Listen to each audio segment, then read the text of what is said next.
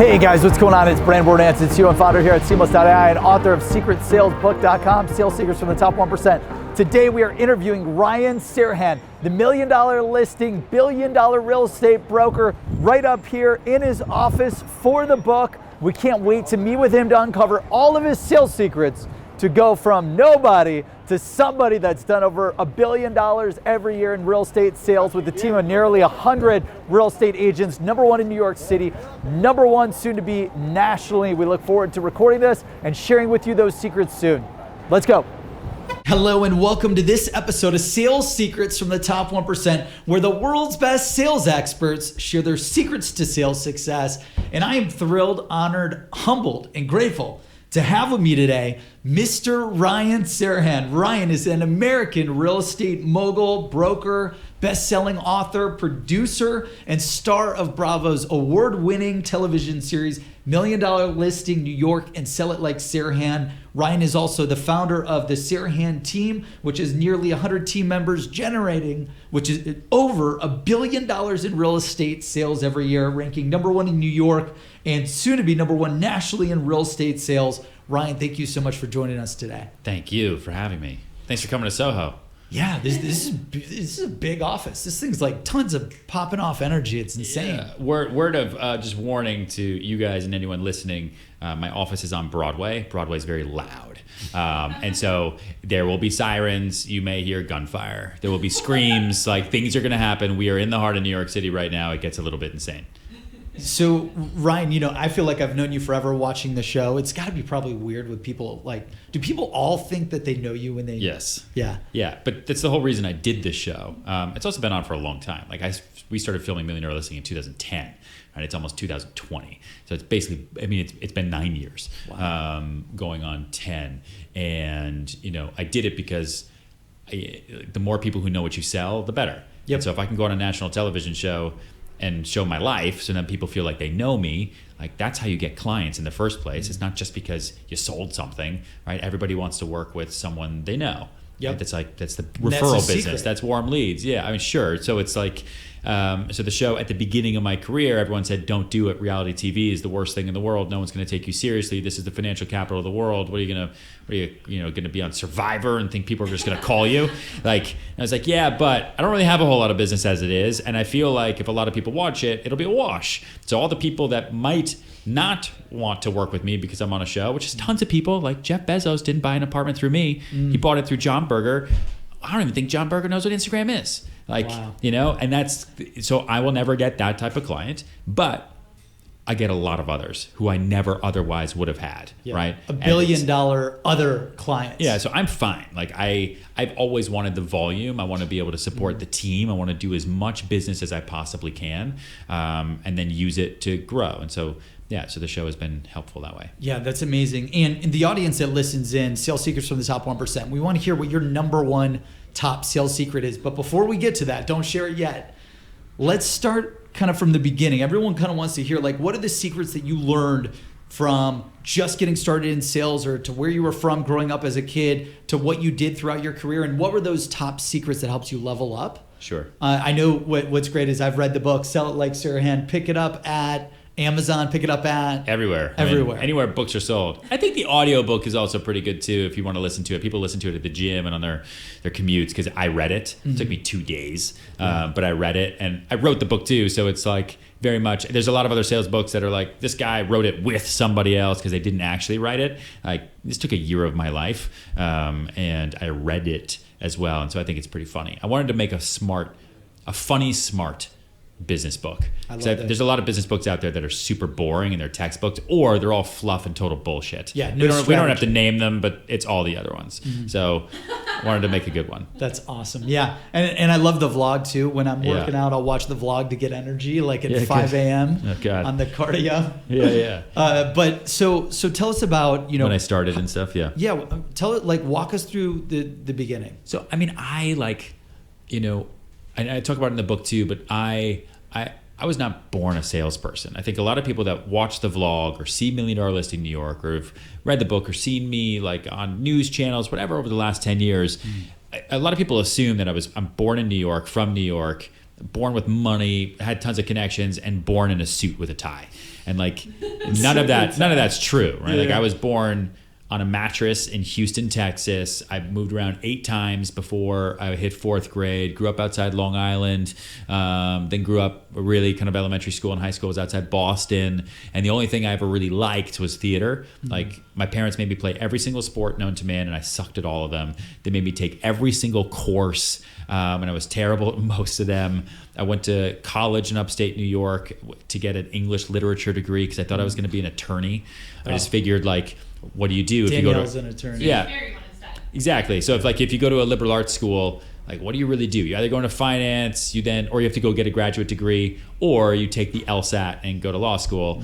And so I studied theater and acting. That was all I ever wanted to do. But I took the LSAT, totally bombed it, and then couldn't go to law school. Yep. So I had a little bit of money saved up and was like, screw it.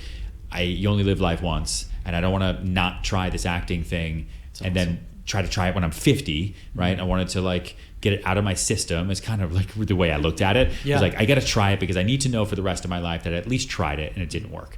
So I went to New York City with 2 friends. We got a 1-bedroom. We converted it to a 3-bedroom on 66 and First, like classic story. It's almost like Airbnb. Just Yeah, 3 guys exactly. in an Back in apartment. 2006, I had half the living room. My friend Dan had half the kitchen, and our one friend who was a paralegal for a big corporate law firm had enough money to actually have the bedroom. Nice. So yeah, he was rich. Yeah. He was making it big. Yeah, so like and what I learned then was just to work incredibly hard. And my dad told me when he dropped me off, like in July of 2006, he was like, listen, your 2 roommates have real jobs. You're going to do this weird little theater thing that you want to do, and I cannot believe you're actually moving to New York City without a job. But the only way it's going to work is if you wake up before they do and you go to bed after they do and you work harder than they do. There's no day where you should just be like, oh, I didn't have an audition, nothing to do, which is what most people do when they come to the city.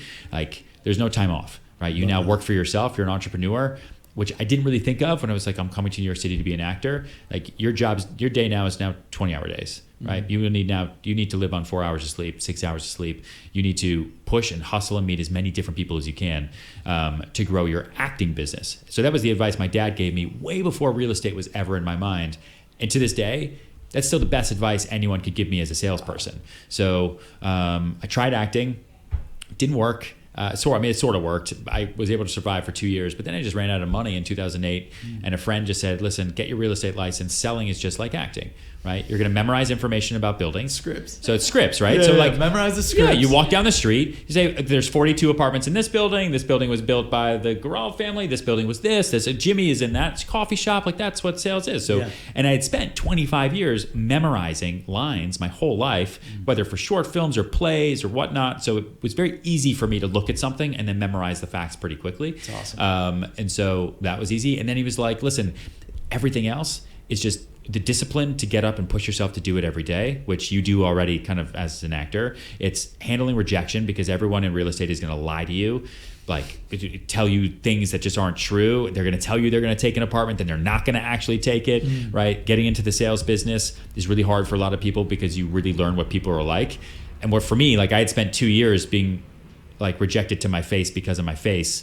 Yeah. So like this was way better. It's easier doing. Yeah. So when I got into real sales. estate, I was like, someone doesn't want to take an apartment because they found another one. I don't think it had anything to do with my face. Yeah. And if it did, that's weird. Yeah. And it was like, and it's all improv, right? It's just improv. Every person you meet, it's a new scene. It's improv. You get to know them. You ask them questions. That's what improv is. That's why I talk about the power of yes in the book. Like every relationship you have is just asking questions. Right, so you can get yeses out of people, and so you can learn about them. And human beings like other people who ask them questions because everybody just likes to hear themselves talk. So like I already like you because you asked me some questions, but hearing my own voice, just like a baby, like I have a baby now that's 8 months old. Yeah.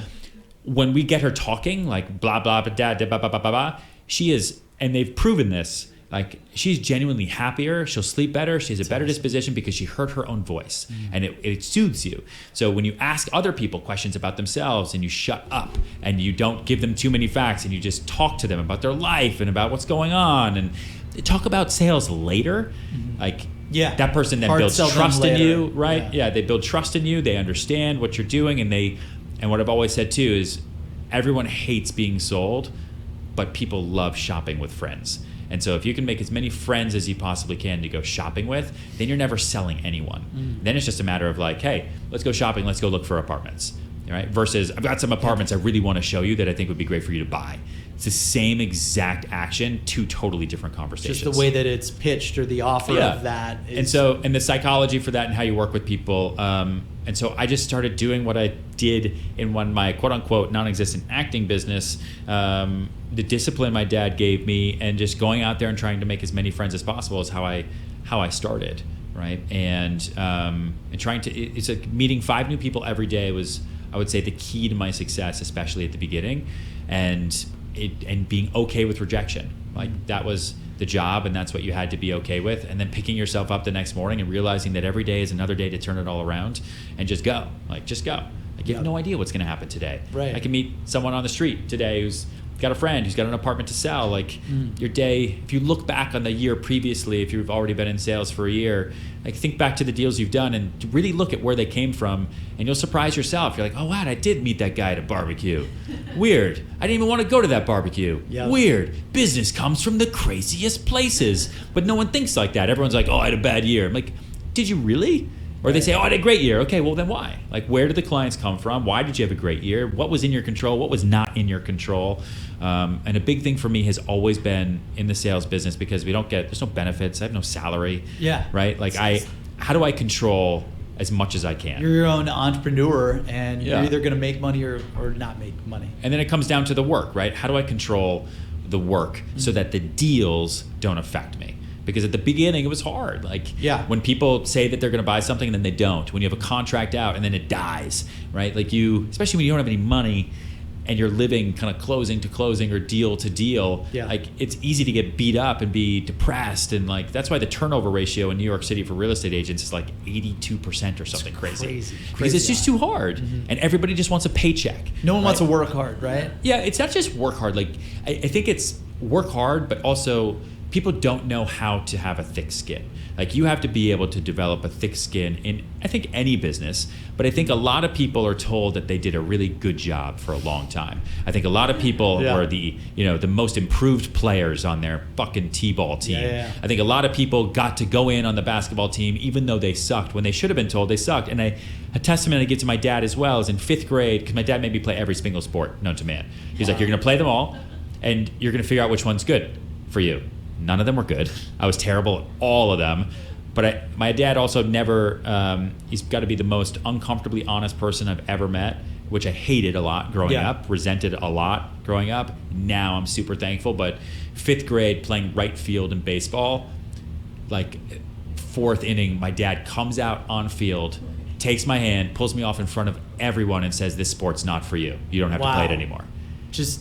It was the most embarrassing thing in the world. Insane. But he was like, cut your losses. Why are you going to stick here for another hour? Like you're not good at baseball. It's not for you. Move on. Let's find the next thing. So for me, like real estate too, like when people like they don't want to buy, they don't want to do this, it's like, all right, like I feel bad for you if you don't want to work with me, because I know what other real estate agents are like, and you're going to have a hard time. So like I oftentimes when I get fired or people don't want to work with me, they work with someone else, I send them orchids, right?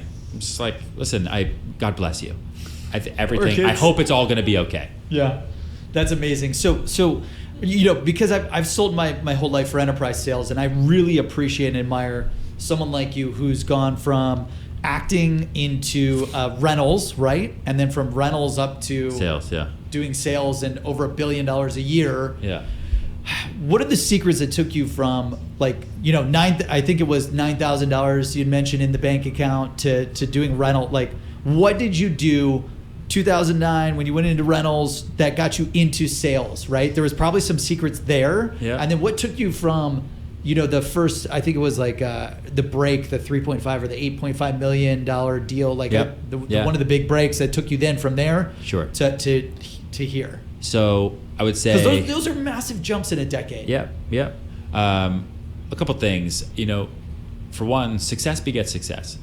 So like if you are doing $2,000 a month rentals in Koreatown, which is what I was doing, right? I would then meet people who have $2,000 a month friends, who then have $2,000 a month problems, who then know a guy who is in like a $2,100 a month kind of area. And so like I would get other business that was in kind of that price point because that's what I was successful at doing. And people would say, oh, Ryan just found me my apartment studio in a 5th floor walk up. He can help you find yours too. Yeah. Right. But because I'd never done a $10 million sale, no one was going to say, oh yeah, but this guy rented me an apartment for $2,000. He could probably handle your $10 million sale. Okay, it's the same thing like doctors. Like just because a guy did your foot surgery doesn't mean he should also do open heart surgery, even if he's really, really smart and really, really great. I had to make a decision early on to then also talk about the business I wanted to do. Like it's so easy to talk about the business you're good at and the business that you do, but then it's just going to bring you the business that you have. And I would say the $1 million listing didn't make the phone ring for like 5 years. Really? Yeah, no. When was the last time you called someone on TV? You called a Kardashian yesterday? No. No, of course not. Great point. Right? Great point. So so I thought everyone was going to like call. I literally sat there and waited for the phone to ring in March of 2012. Gold lead gen. Yeah. And like one person on the street was like, you weren't funny last night. I'm like, what? I wasn't. Well, hi. Did you recognize me? What just happened? Like that's how people treat you. But the best piece of advice I was ever given for that show was, it's going to take you 6 months to a year to film it, and then it's going to come out next year, because we filmed it 2010 to the beginning of 2011. It came out at the beginning of 2012, and they said, do the business on television, okay, that you want to be known for, not the business you do now, because right now you're doing small rentals, but hustle, go find good sales, because when this comes out in a year, you don't want people saying, hey, I saw you do a $3,000 a month rental last night on television. My sister's looking for a place for $3,500 a month, right? Right. You don't want that. You want to put yourself out there as somebody who does the business you want to do. So when you got on the show, was that when you were like, hey, I'm going to step up the game? Oh, yeah. So then it was a matter of like that first season, I think I lost 20 pounds. I stressed the hell out of myself because it was like NBC put a metaphorical shotgun to my head to say, we're going to put you on national television as a real estate agent. If you suck, everyone's gonna know. Oh, that's so much pressure. So like imagine cameras following you at your job for a year, right? A year. Wild. They're with us for a year. I've been filming since December 2010. It is now almost 2020.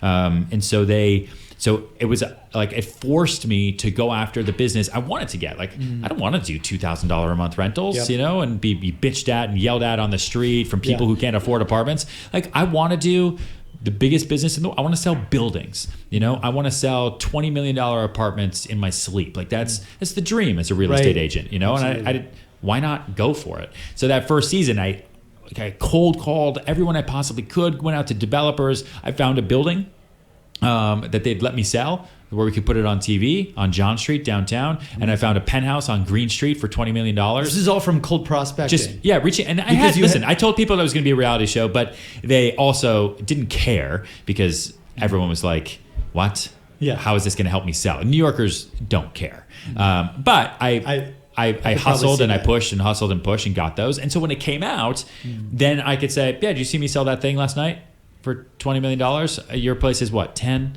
So so success begets success, and it's also screaming your success from a mountaintop. So and if you look at everybody else that's ever been on $1 Million Listing or on reality TV, I think you have some really good examples. Like Bethany Frankel did it really, really well. Yeah. Okay, amongst many other people, but like just getting on $1 Million Listing was I would say an ability for me to pick up the phone. From there, it was like, how many ways can I tell people that I'm the greatest real estate agent in the world now? It'll be through this show. It'll be through the spinoff. Maybe it'll be through another spinoff. I'll get them to film the wedding and have that be a spinoff. Then I'm going to write a book. Then I'll write 2 more books. Then I'll do a vlog. Then I'll do a podcast.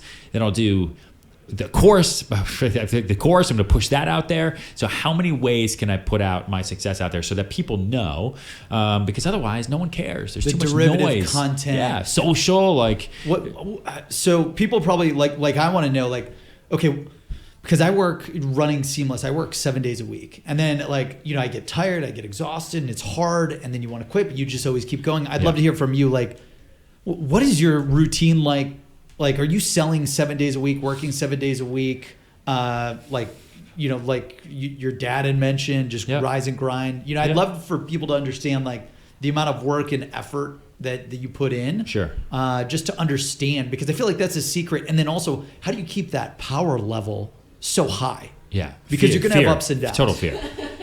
Total fear. I think what gets me up in the morning is an excitement to go make whatever I want for myself. Like that's the best part about sales. Like you see this, anyone listening sees this. Like no one's ever going to come into my office and tell me I sold too much. Right? They're never going to say, you know what, Ryan, you need to pipe it down. You sold too much today. Yeah. But they'll also not give a shit about me when they come into the office and say, so you haven't sold anything in a month. Like they're not going to help me pay my rent. So it's, there is no ceiling, but there's absolutely also no floor. And that's exciting, but also terrifying. So I'm excited when I wake up every day because maybe I'll do another deal today. Maybe I'll do this. Maybe I'll do that. So that's the best part about sales is that you can do whatever you want every day to make money and be successful. And so, I wake up Monday through Friday between 4:30 and 5. I answer emails that came in from the night before. I drink a significant amount of water. I go to the gym between 5:30 and 6, depending on the day, right? Depending on the day and what time I got home the night before. I go to the gym for an hour to an hour and 15 minutes. I come home, I shower, I get ready to go to work. I kiss the baby, kiss my wife. I leave. I intermittent fast, so I don't start eating until 12 o'clock, so I don't have to deal with it. Love IF. It's the best. And I want to say that has something to do with my energy, but I don't know. It might just be because I'm starving all the time. So, then I go on appointments, and my days are structured depending on the appointments. For the most part, my first appointments start between 7:30 and 8 a.m., and they go until, like today, I think I'm done at 9 p.m. Wow. And I'm on the half-hour mark unless I have hour engagements like this one. Yep. And then I have a team around me of 60 plus people who help me, who are able to keep conversations going, keep email going, keep dialogues happening, negotiating, doing everything. I put a lot of power in their hands, and I make it very, very clear that we are a sales team, right? Which is not very different from a football team. I am your quarterback and your head coach, right? I'll call the plays. We'll train, we'll figure everything out, but I'm going to quarterback as many deals as I possibly can.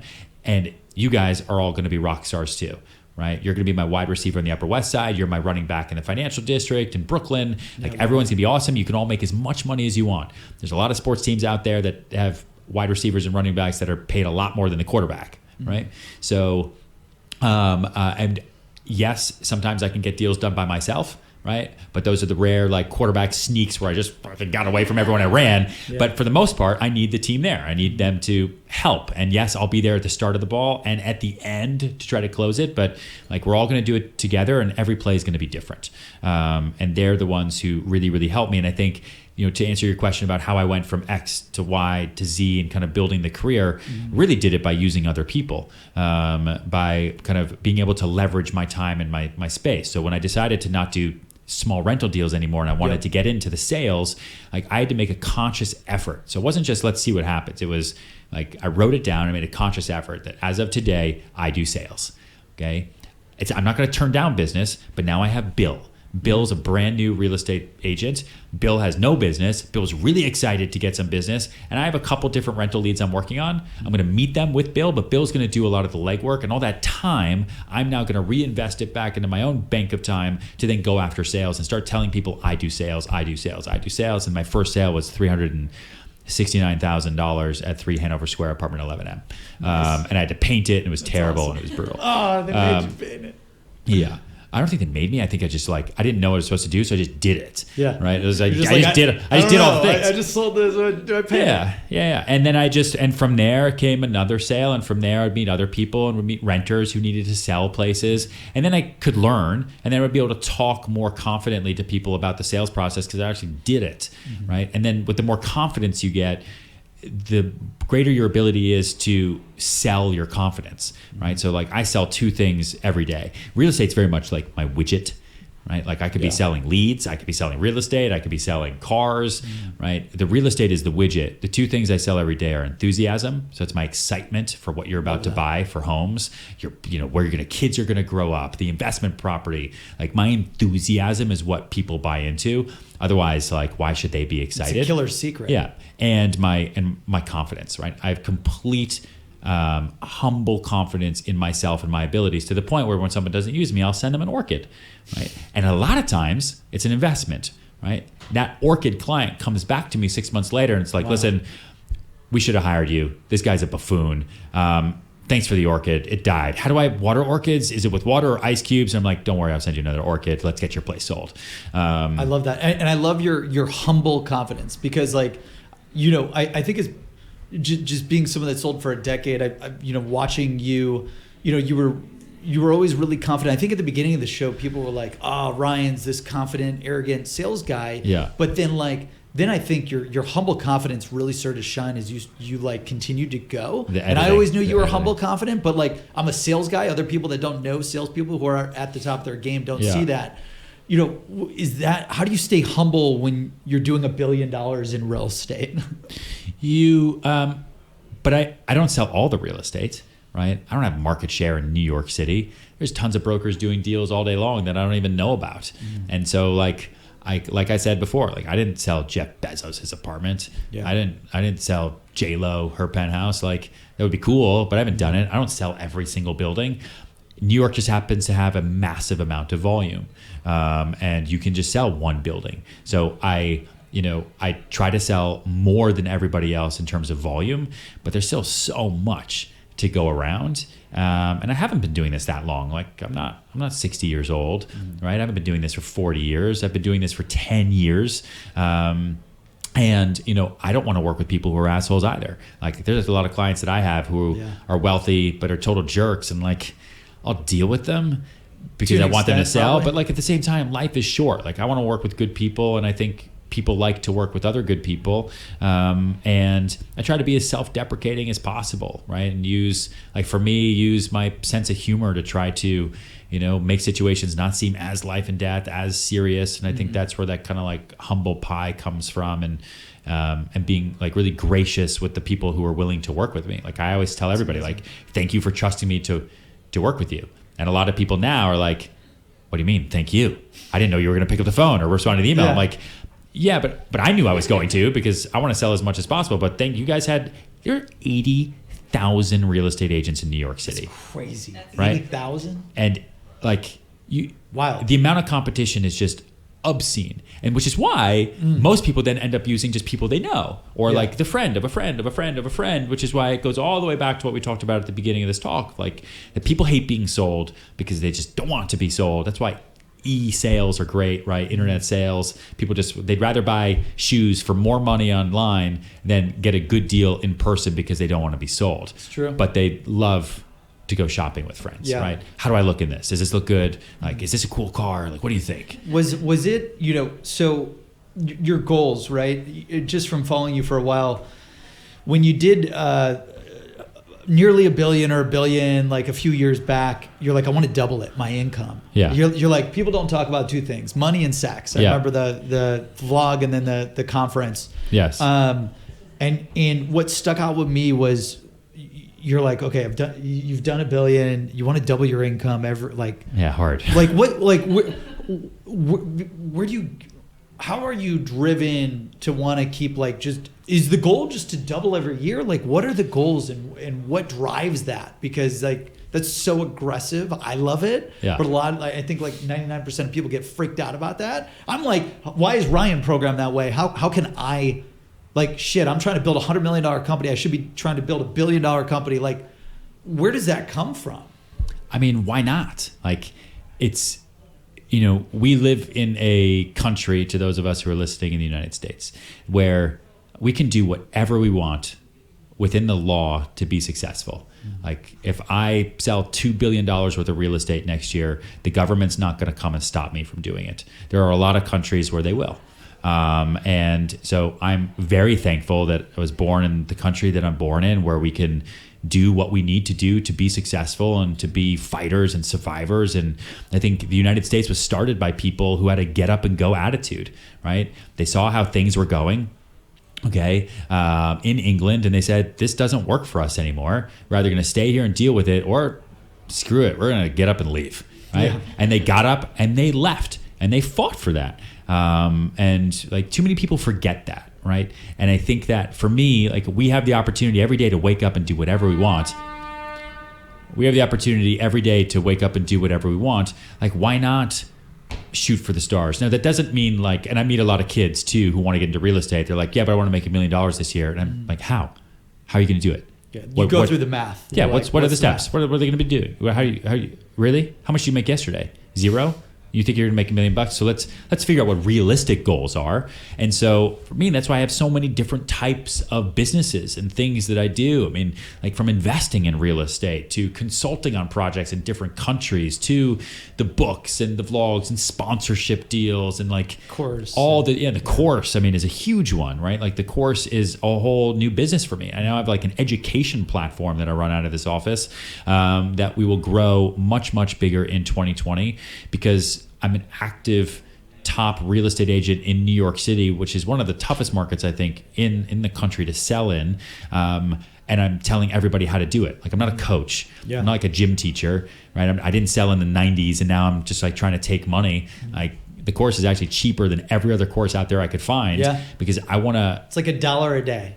Almost. Yeah, you know, it's like exactly. Stupid cheap. Yeah, like, and it's under $500. And like $1 a day, $1.25. Like it's less than I went to Starbucks. It cost $3. I'm going to now make it more expensive because you said that. Well, I was telling Jordan and the guys, I was like, I want you to do a mastermind, and you bring in other top guys for like I think 10, that would be 25, cool. 50 grand. Sure. Once a year, and then you got a group and everyone sharing ideas. I love that. Yeah, I think that would be cool. But. You know, so I have all these different ways that I try to kind of double myself, right? And if it comes to, for a long time, it was doubling my income every year. Yeah. And it wasn't that hard. Like if I sold 10 homes, I got to sell 20 next year, right? Now we sell so many, like. And then how do you do that, right? So 10 to 20, like if you have the same amount of time, it's like increase the price or increase the activity, right? Sure. Or increase the people. Like I'm a big believer in sales where in order to do double the business, right, I will then have to do, double plus, let's say, double plus 25% of the business because I'm going to be paying out commissions to people who are going to be helping me.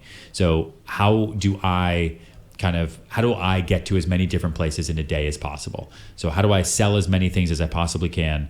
By myself, it's impossible, but I do it with other people, and I have them under different tiered structures with me, and I let them learn underneath me. And they're not junior agents, they're all apprentices, and they're all awesome, and they get to learn, and they get to be on buildings, and they get to do huge listings that they otherwise never would have done. And that way I get to focus on just being the CEO and quarterback of my own business all day while I have people taking the ball and running it to the end zone. Yeah, you're multiplying your impact in your reach. So you do it with people, but you need the business to expand the people. So a big mistake that people will make is they'll listen to this and they're going to say, oh shit, I get to make more money. I'm just going to go hire a bunch of people and there'll be commissions so they're free and everything's be awesome. But more people causes more problems most of the time, unless there's business. So the team grew slowly. Like it grew at the beginning. It was just Bill.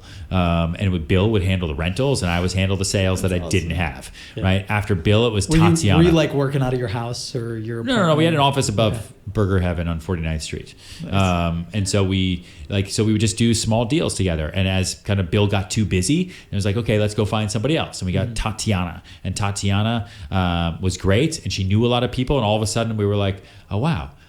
Maybe I can also hire team members that know people that I don't know, and maybe they could bring in their own business. Wow. So then we got somebody else who could help Tatiana because she became too busy, and slowly but surely the business demanded that we added more people. And we've also, like in 2017, the market here was insane, amazing. Yeah. Like it was our biggest year ever. We closed 840 million that year, but we sold that year like, I don't know, 1.4 billion or something.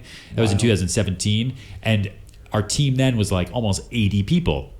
Now we're just about 60 because the market has shifted, things have changed, and I go out onto right field and I pull people's hands out all the time. Like this is, I don't want excess. You have to shift the organization. You have to shift, you have to shrink, you have to expand, you have to adapt, you have to be flexible, you have to move. We also go to different areas. So, in 2015, 2016, the market started to turn in New York City. Right, where the days on market got longer and longer, it became harder and harder to sell apartments in the city, and we're in a pretty soft buyer's market right now.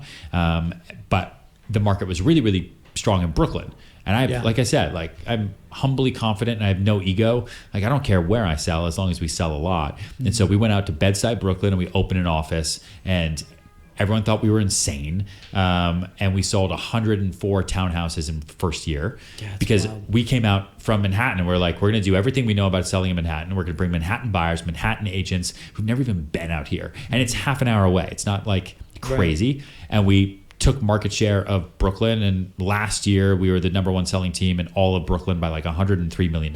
Wow. Congrats.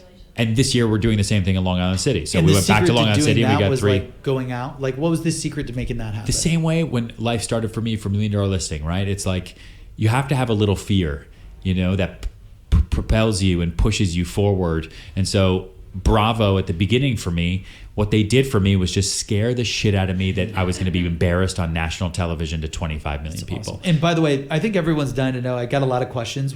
How did you close that deal? Because I feel like that's like life changing, right? For $1 Million Listing? National, yeah. Was it hard? How many people did they interview? How did you close that deal? I went to an open casting call. Yeah, open casting call at the Hudson Hotel with 3,000 agents. And then they cut it down. It started in March, and they cast us at the beginning of December. And you think sales is hard? Bravo cast 4 people on season 1 of $1 Million Listing and said, we're going to film the season with 4 of you. May the best 3 win. Savage. 3 of us made it on the show. It was me, Frederick, and Michael Orber. And the 4th they cut, right?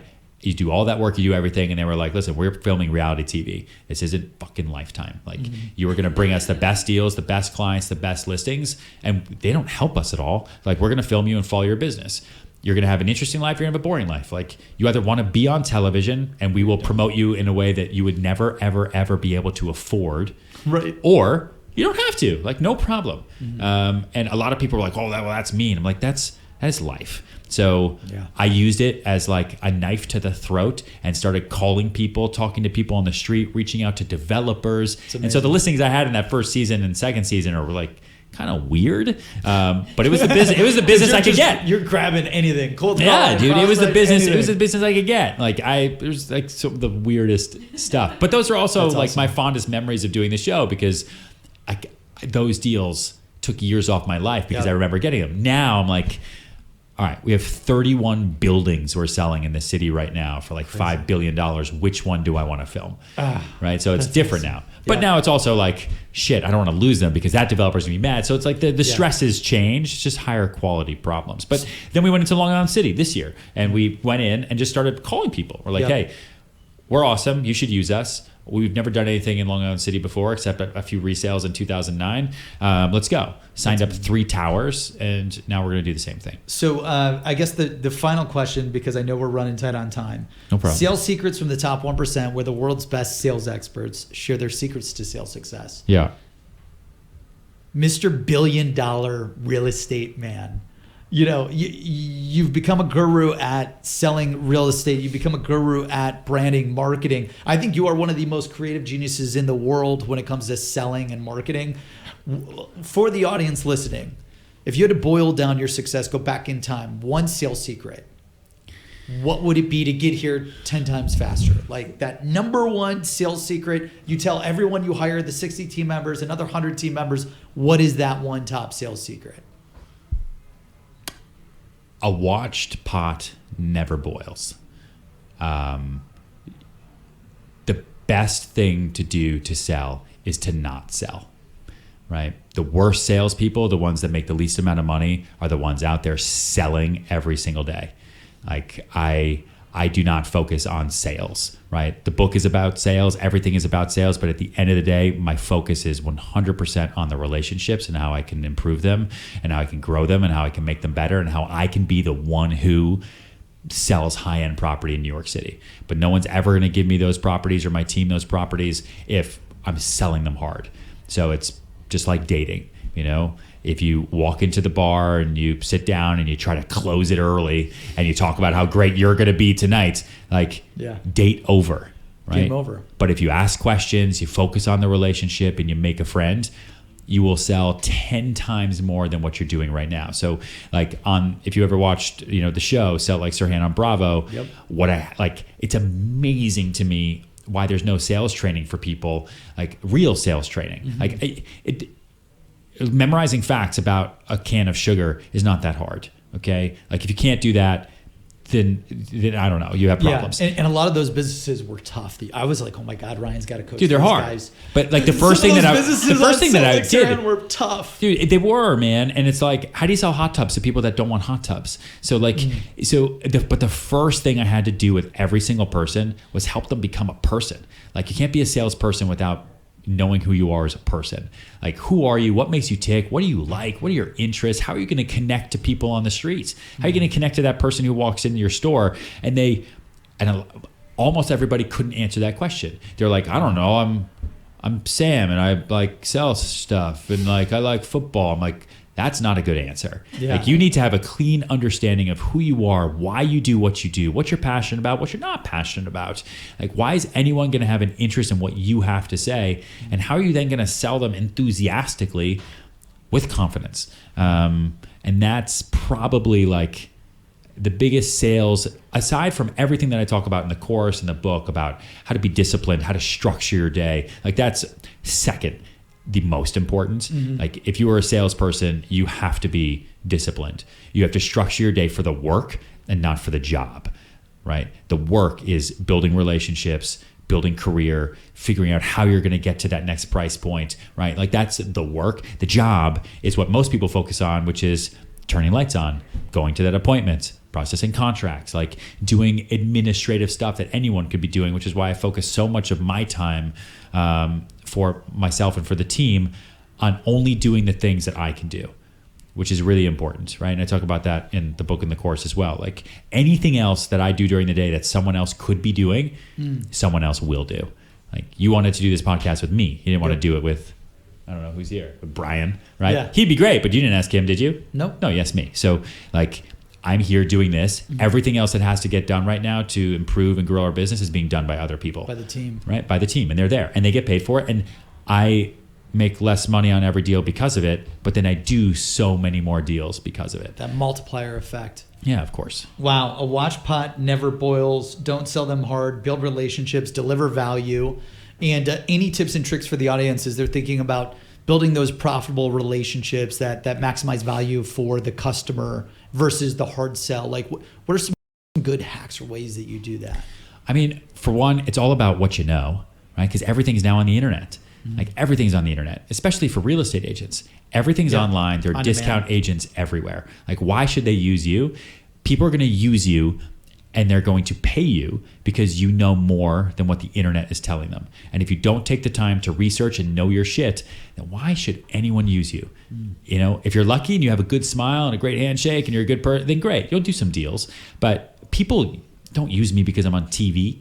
Like, people use me because when I sit in a room, I look them in the eye and I tell them exactly what we're going to do, how we're going to do it. And I tell them all the facts about things that they had no idea about, because all I did was do my homework. Like, it's not, Yeah, your this is not brain surgery. Your research, and you memorize exactly. So it's knowing your stuff, so that when you go into those meetings and you meet new people, they're like, I could do this online, but Ryan seems like he knew more about this. Let me ask him, right? And that relationship is then built through like knowledge that way. Like, you could negotiate your own contracts without an attorney, but you oftentimes use attorneys because you're like, I'm pretty sure this guy's going to help me and protect me. And he went to school for 3 years, and fuck it, I'll pay him for it because I'm too busy doing my own life. You know, and it's also little things like just the way you show property, right? Like, one thing I like to do is whether it's showing property or showing anything else, like people need to feel like their decision is their own. Have you seen that movie Inception? Yes. Okay. Yeah, with Leonardo. Amazing movie. One of your clients, right? At one time, yeah. An amazing movie. And the idea that you can plant an idea in someone's head, like, is really what sales is about. I can't drag a horse to water, right? And it's kind of the same thing, like a watch pot never boils. If I stare at a pot, like, you're like, when is this water going to boil? Yeah. But if you set things up in motion so that somebody will make the decision you wanted them to make all along, then it's their idea and it's their decision to do it, and you're just going along for the ride, even though you planted the seeds along the way. So like something like the wow moment, right, which we talk about a lot, which is if you have 4 things to show somebody, you don't show them the best thing first, right? You show them exactly what they want to see, because people don't want to be pissed off. Like, if someone says my budget's $100, don't take them to something that's 50 or 200. Show them something that's exactly what they want.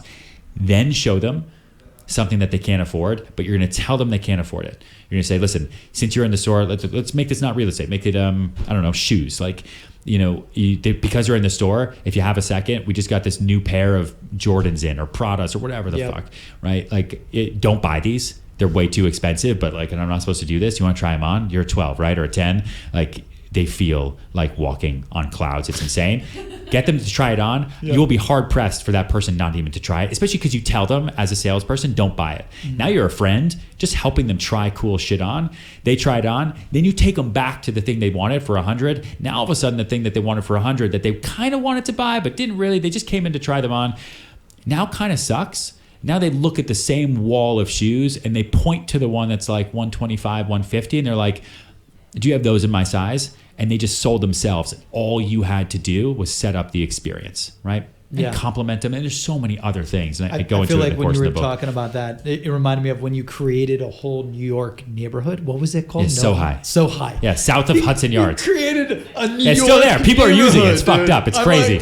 I can't believe it. How do you create... I'm going to create a neighborhood. I'm like, is he really? I'm like, I hope he pulls this off. I was like, I don't know how. Dude, we put decals everywhere and we used it in the building. Now people bring it up to me. They're like, dude, I bought in Sohai. And I'm like, yes, you did. Yeah. Yes, That's you did. The greatest neighborhood to ever exist in Manhattan. I will say, though, I didn't rename a neighborhood. So it's not like I went into Soho and like, I'm changing this. I'm making it boho. Like, no, there's a part of Chelsea above 23rd and south of 30th, west of 10th Avenue, that is called Chelsea, but is kind of like this weird no man's land. Like when people say I want to be in Chelsea, they don't say 25th and 11th. They say I want to be in 18th Street and 8th Avenue. Like that's where Chelsea is to people's heads. And so people didn't know where the building was. 550 West 29th Street. They're like, that seems like is that in the water? Like, is that part of Hudson? Like, where is that? What part of the town? Like, it's called South of Hudson Yards. That's the name. We call it Sohai. At first I thought it was Sohi, and then people just called it Sohai, and it stuck, and now it's there. I love that. Awesome. Well, Ryan Serhant, thank you so much. American real estate broker, best-selling author, producer, and star of Bravo's award-winning show, $1 Million Listing, New York, and Sell It Like Serhant, where I feel bad he's got to coach a lot of the people, and we got to skill them up. And also the vlog, which is amazing. Ryan, where can people buy the book, subscribe to the course, find you for more info? You can go to Instagram, Facebook, Twitter. I'm on TikTok now, maybe. Apparently, at Ryan Serhant everywhere, dude. I hire a bunch of younger people underneath me to tell me what to do. That's awesome. Like I married a Greek woman to tell me what to do. I just want, and a Greek mother-in-law who I moved in with me from Greece, just to take care of me and tell me what to do. That way, I can just focus on work. Like I want to go out and sell everything. Secret. Everybody just around me, tell me what to do, and I give people a lot of freedoms to the point where they kind of freak out because they're like, Ryan, what do I do about this deal? And I'm like, well, what do you want to do about the deal? And they're like, but you're Ryan. I'm like, but you're Nicole to figure it out. I don't know. You tell me. Everywhere. The book is on Amazon, Audible, everywhere. The course is ryanserhant.com/course. And it's the single greatest sales course. And not just for real estate. Like, dude, dentists are taking the course, publicists, students are taking the course because there's so much in it just about how to put yourself out there as a person. If you want to learn how to sell yourself, in job interviews, on dates, like I put all of that in there. And yes, if you sell real estate, it's obviously very much for you too. And it's the number one selling real estate sales course of the year by far, and hopefully soon of all time. Yeah, I love it. And I will let you know when it is. Don't you worry. And I'm excited to pick it up for software sales, ad tech sales, everything that Ryan teaches in the course is applicable to anything. If you sell anything to anyone, anywhere, pick up the course, Sell It Like Serhant, ryanserhant.com/course. And it's like $1 a day. It's cheap. It's cheaper than your Starbucks. So Ryan, thank you again so much, my man. Really appreciate you for all of your sales secrets. It was amazing. Thanks, man. And thank you, audience, for tuning in to Sales Secrets from the Top 1%. Yes. Where the world's best sales experts share their secrets to sales success. Pick up a copy of the book at secretsalesbook.com, secretsalesbook.com, where Ryan is featured with his A Watch Pot Never Boils secret.